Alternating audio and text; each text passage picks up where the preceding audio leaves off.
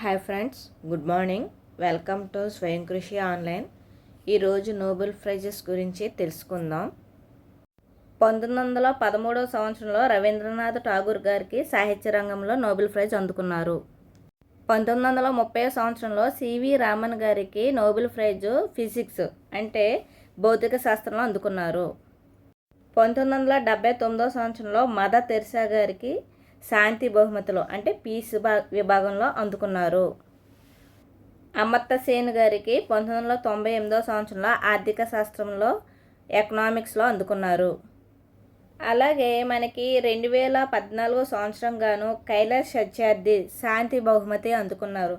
అంటే శాంతి రంగంలో mother Teresa గారికి కైలాష్ సత్యార్థి గారికి ఇద్దరికి వచ్చింది.